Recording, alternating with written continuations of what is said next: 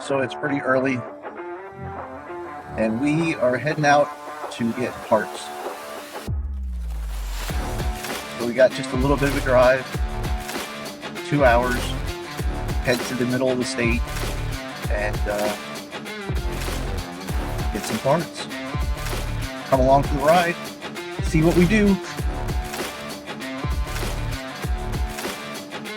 So our epic journey today has taken us from the house in the Fayetteville area out to Kernersville, and we're picking up some parts for Betty White. And yeah, I don't know, he had to come with. He was throwing a temper tantrum this morning and was like, "No, you're taking me with." So we got Dutch today, and Caleb's getting some of the precious driving hours in for his permit, so I get to just relax.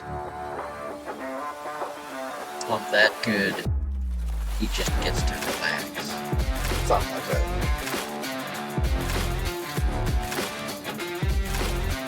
Well, I think it was a successful hunt. We've, as you can see, there's some stuff behind us now. So we made it all the way to Kernersville, and then we went over to Graham.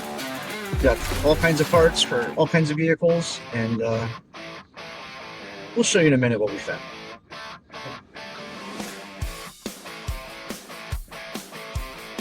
Hey YouTube, as you saw earlier, we went to Kernersville and got some parts for Betty White and Snazzy. So, for 4.5 inches of lift, this is all that we have right now, and it's a good start for $300. So let's start with the track bar. So we got this track bar from the gentleman, and the track bar drop bracket. And he said everything needed new bushings, and he even gave us some bushings, so that was nice. Next are my favorite, the giant leaf springs. When I held it for the first time, it was like epicness in the palm of my hand. And we have some shackles for those. You can even adjust it. Next we have lower control arms. These are much beefier than the stock lower control arms, which are hollow. These are solid metal-ish. Next we have the coil springs, which the coil springs alone would have cost roughly $300, so this was a pretty good deal. And we also got some 4.5 inch lift shocks, which we're probably only going to use the front two because of the way they bolt up. The rear two, we are going to use other shocks. You'll see those later. And we got so sway bar ends, which are extended, which will help with the swaying and whatnot. We got hardware, some steering dampeners, 2 of them, and we got some hardware for a transfer case drop, which we may or may not use. So on to the other purchase, which was separate from that, is Snazzy's lift spring coil springs. These are about 3 inches, and they're from TerraFlex. They're pretty brand new, so they'll be put to good use.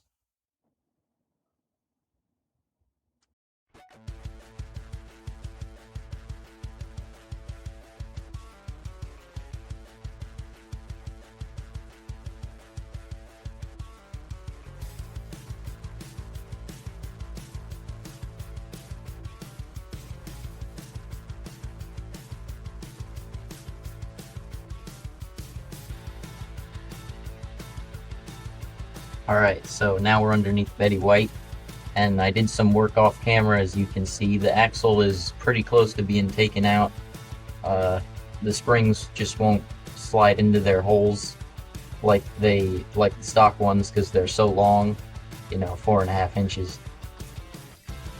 And then I'll work on the sway bar links, the extended ones, and then finish putting it back together with the new stuff on and work from there.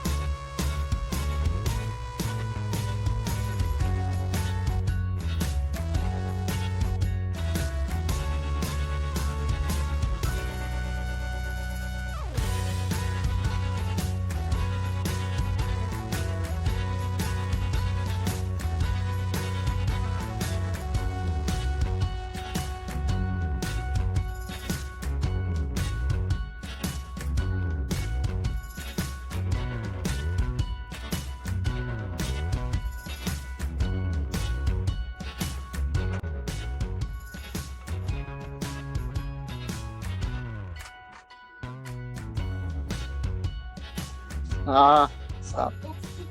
All right, talk about what happened here. So, as you saw, we got a giant lift kit. Kind of half of a lift kit, really, for Betty White. And, you know, it would just look weird with Betty White's other tires on. So, Dad had his winter tires on Snazzy, I think they're 32s, and his 35s were laying in the corner over there. And we just so happened to have the adapter spacers. So, I would want you to know this was his idea. He proposed it first to see what they would look like on Betty White.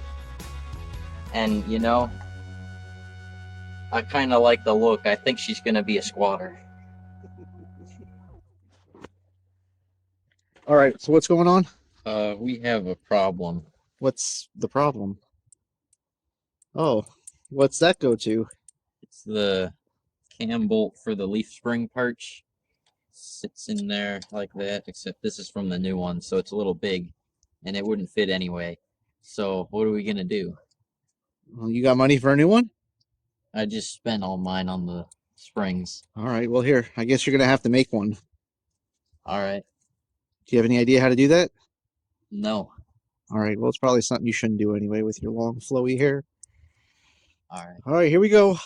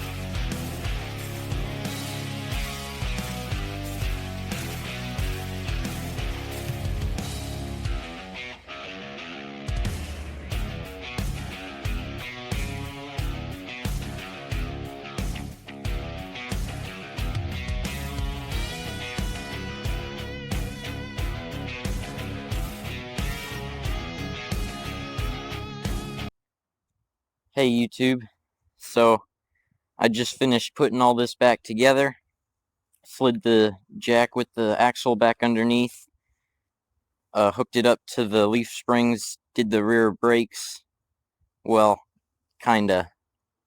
So the e-brake cables are a little short, but that's like future me. But here's what I did do. So there's brand new leaf springs, rear shocks. We didn't use the ones I wanted to use because they were a little complicated to figure out, but they'll work just the same. And we actually found in our storage a bag of extra brake lines for like 4 to 6 inches of lift, I think. So there was only one rear and one front. So if you turn a little too far to the right, it sudden loss of brakes. Not that it has brakes anyways. We gotta bleed those, which I hear is a long process. So here you can see it only bounces once when I let go, where it used to bounce like 2 or 3 times. And I think that may have something to do with these. These are the rear shocks. They go in like this. As you can see, they don't have life in them anymore.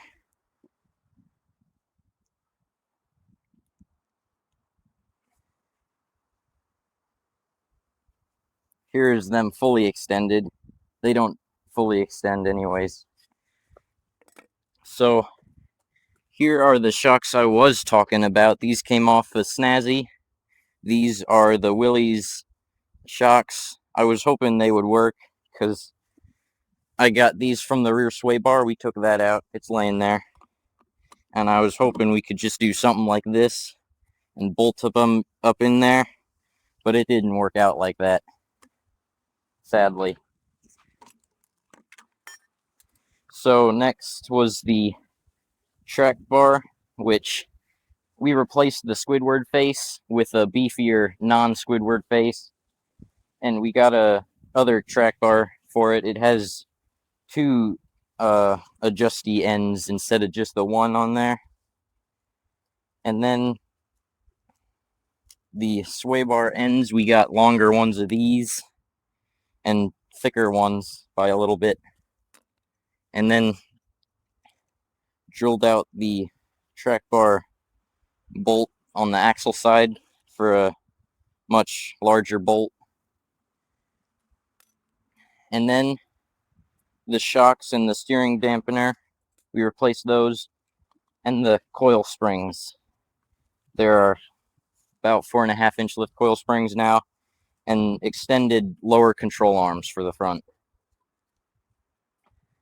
And then we did the back. I disconnected the leaf springs from their shackles, and then the shackles from the leaf spring shackle bolt perch thing.